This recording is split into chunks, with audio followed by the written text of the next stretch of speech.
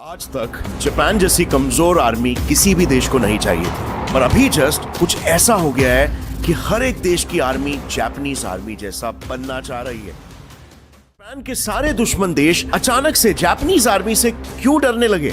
एक ऐसा देश जिसने 80 साल पहले विश्व का सबसे क्रूर एटॉमिक हमला झेला, जिसने वर्ल्ड वॉर के बाद ये कसम खाई कि हम कभी भी हथियार नहीं उठाएंगे। वो देश जिसके कॉन्स्टिट्यूशन का आर्टिकल 9 खुद कहता है we will never maintain war potential, मगर आज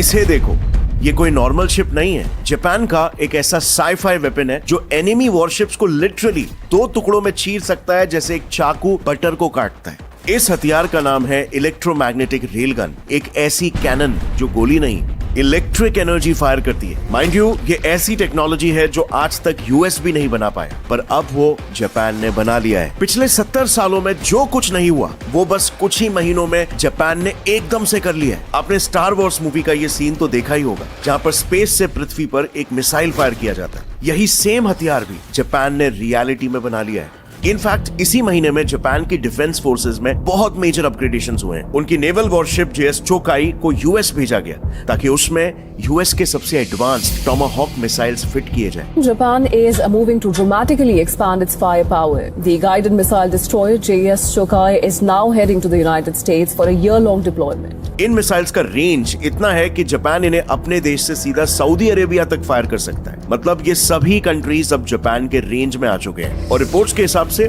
2027 तक जापान के आर्सेनल में 400 ऐसे टोमाहॉक क्रूज मिसाइल्स होंगे।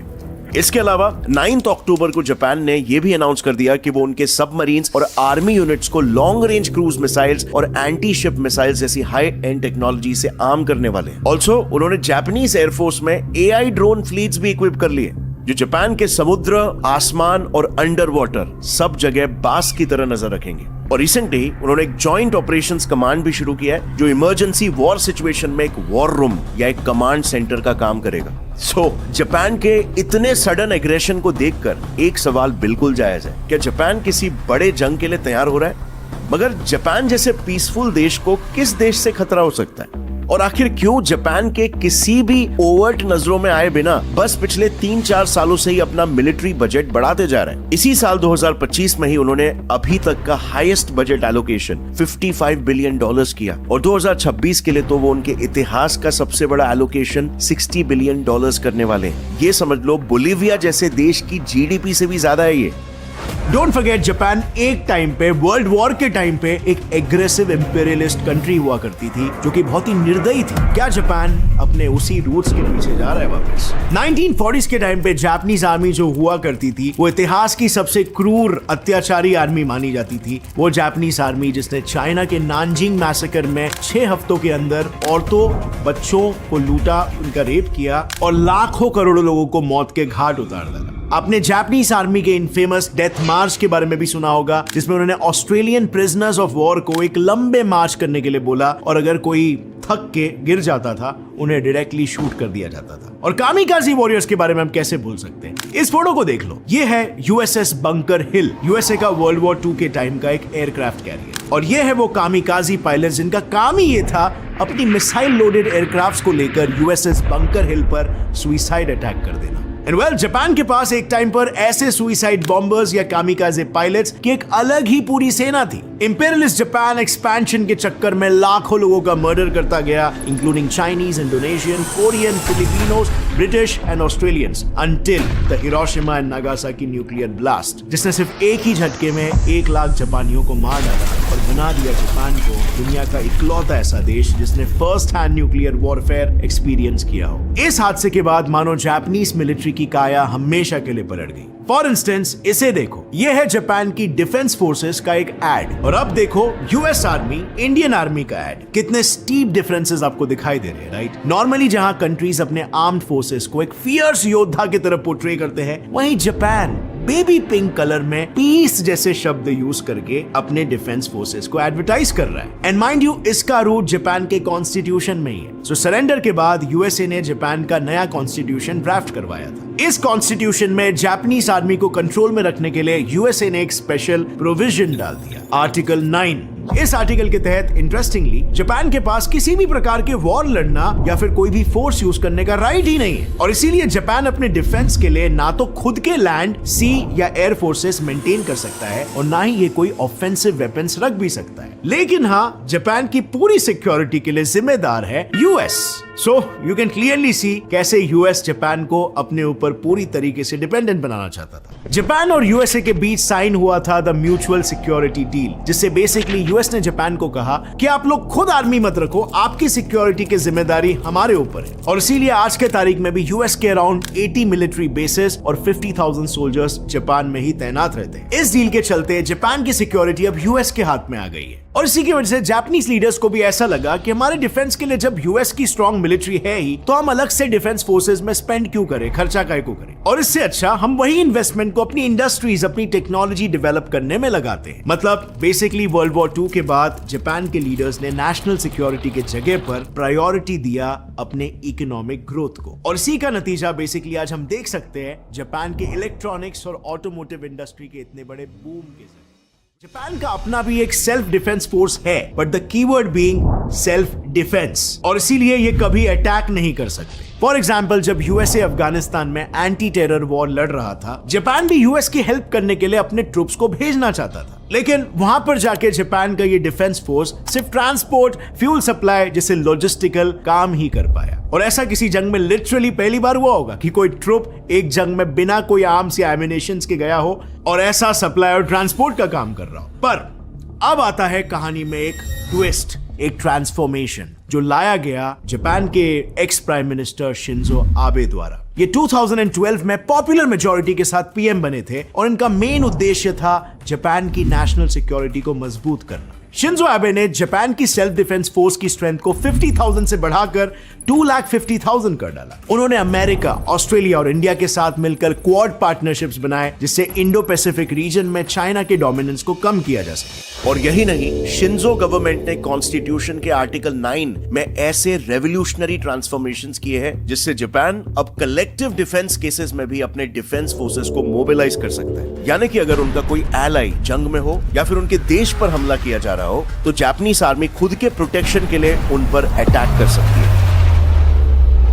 उन्होंने इवन जापान का अपना 1000 वॉरप्लेन्स, 48 डिस्ट्रॉयर्स और सबमरीन्स का आर्सेनल बिल्ड किया, और यूएस से हाईटेक वेपन्स जैसे फाइटर जेट्स और मिसाइल इंटरसेप्टर्स इंपोर्ट भी करवाए। इनफैक्ट इनके ही रूल में जापान यूएस स्टेल्थ फाइटर्स का सबसे बड़ा बायर यानी इंपोर्टर भी बन गया। और तो और ब्रिटेन और फ्रांस जैसे स्ट्रॉन्ग मिलिटरिस्टिक नेशंस को पीछे छोड़कर Japan 6th largest defence Spender भी बन गया। लेकिन अनफॉर्चुनेटली 2020 में आबे ने रिजाइन कर दिया और जुलाई 2022 में उनका असैसिनेशन हो गया। लेकिन आज भी शिंजो आबे के सक्सेसर्स उनकी लेगेसी को कंटिन्यू कर रहे हैं। अब रिपोर्ट्स है कि जापान अपना डिफेंस बजट डबल करने वाला है, जिससे वो सीधा नंबर 6 से नंबर 3 पर पहुंच जाएगा। यहाँ पर ये नेचुरल क्वेश्चन आता है कि जापान इतनी तेजी से आखिर क्यों मिलिटराइज कर रहा है? ऐसा क्या थ्रेट वो परसीव कर रहा है कि इसको मजबूरन ये चीज करना पड़ रहा है? वेल, द रीजन इज उसके नेबर्स का बढ़ता एग्रेशन। जैसे ये देखो, ये है 13 साल की एक जापानीज लड़की जिसको नॉर्थ कोरिया ने एब्डक्ट करवाया। वो कभी वापस नहीं आई, और उसके साथ क्या हुआ किसी को कुछ नहीं पता। And here's the shocking part, वो अकेली नहीं थी। नॉर्थ कोरिया लगातार ऐसे जापानीज सिटीजन्स को एब्डक्ट करते जा रहा है। कुछ को वो स्पाइस बनाकर साउथ कोरिया भेज देता है, या तो उनकी आइडेंटिटी स्टील करके अपने एजेंट्स को उनकी जापानीज आइडेंटिटी देकर उन्हें साउथ कोरिया भेज देता है as a spy. And don't forget, North Korea एक न्यूक्लियर पावर है जिसके पास न्यूक्लियर पावर्ड मिसाइल्स है। रिसेंटली नॉर्थ कोरिया ने एक मिसाइल टेस्ट किया जो सीधा जापान के ऊपर से पैसिफिक ओशन में जाकर गिरा। जापान में हर जगह पर अलार्म्स रेज हुए, लोगों को शेल्टर लेने के लिए कहा गया और ट्रेन्स को सस्पेंड तक कर दिया गया। एंड माइंड यू, ये चौथी बार है जब नॉर्थ कोरिया ने बिना पूछे, बिना इन्फॉर्म किए जापान के ऊपर से बैलिस्टिक मिसाइल्स को फायर किया। अब नॉर्थ कोरिया के मिसाइल्स का ही खतरा कम था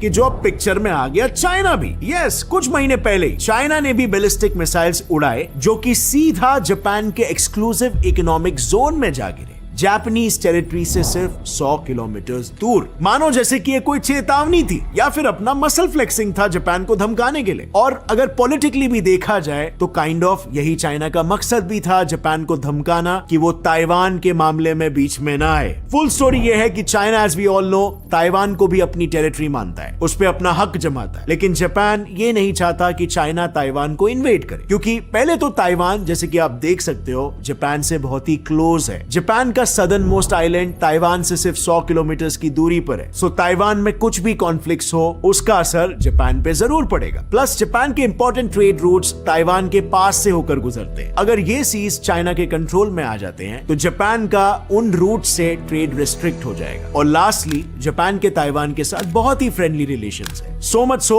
कि 90% जापानीज को लगता है कि अगर चाइना ताइवान को इन्वेड करता है तो जापान को ताइवान की सपोर्ट में वॉर में उतरना चाहिए। अब इस मामले में कुछ जियोपॉलिटिकल एक्सपर्ट्स का तो ये तक मानना है कि जापान तो ऑलरेडी सीक्रेटली चाइना के साथ वॉर की तैयारी कर रहा है। अब इस पूरे सिचुएशन में जले पर नमक छिड़कने का काम किया दोनों के बीच की टेरिटोरियल डिस्प्यूट्स ने over Senkaku islands. China being China Japan के सेंकाकू आइलैंड को क्लेम करता है एज देयर ओन टेरिटरी, बिल्कुल वैसे ही जैसे वो इंडिया के अरुणाचल प्रदेश पर अपना हक जमाने की कोशिश करता है। दोनों के बीच ये डिस्प्यूट पिछले 40 सालों से चली आ रही है और रिजॉल्व होने का भी नाम ही नहीं ले रही है। But wait, there's more. Japan के दुश्मनों की लिस्ट यहाँ पर खत्म नहीं होती, because here comes Russia now. जब से रशिया ने यूक्रेन पर फुल स्केल पर अटैक किया तब से पूरी दुनिया शॉक्ड है। इसने कंट्रीज को अपने डिफेंस के बारे में सोचने पर मजबूर कर दिया कि आज के तारीख में भी फुल फ्लेज्ड वॉर्स हो सकते हैं। जर्मनी का एग्जांपल ले लो। जर्मनी की स्टोरी जापान से काफी मिलती जुलती है। जर्मनी ने वर्ल्ड वॉर 2 में बहुत हीनियस क्राइम्स किए थे जस्ट लाइक जापान, और इसीलिए आने वाली जनरेशन के कंधों पर इसका बहुत गिल्ट था, अगेन सेम लाइक जापान। और इसीलिए जर्मनी का भी एटीट्यूड काफी पैसिफिस्ट और एंटी मिलिट्री हो गया जस्ट लाइक जापान। लेकिन रशिया यूक्रेन वॉर के बाद जर्मनी ने अपनी लो प्रोफाइल रखने वाली मिलिट्री बजट सडनली बढ़ा दिया and immediately $113 billion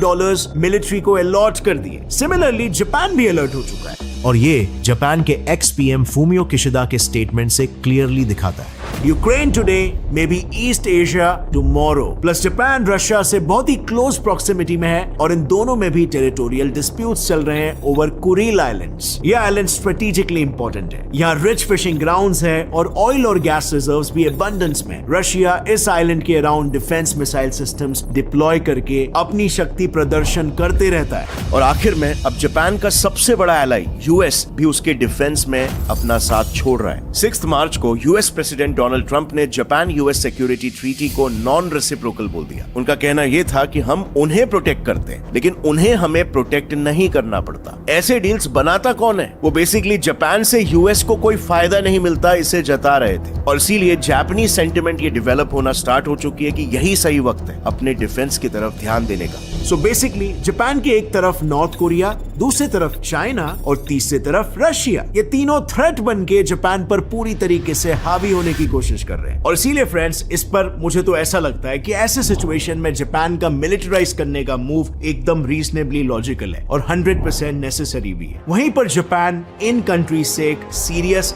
existential threat face करता है। एंड भले ही जापान दुनिया के बिगेस्ट मिलिट्री स्पेंडर्स में से एक है, फिर भी उसके पूरे जीडीपी का सिर्फ 1% ही हिस्सा अब तक मिलिट्री में जा रहा है। So it's clearly just a start for Japan. आगे जाके और भी हेवी मिलिटराइजेशन हो सकता है। एंड इट्स इंटरेस्टिंग टू सी हम एक ऐसे टाइम में जी रहे हैं जहां पर जापान जैसा एक पीसफुल देश भी हथियार उठाने पर मजबूर हो गया।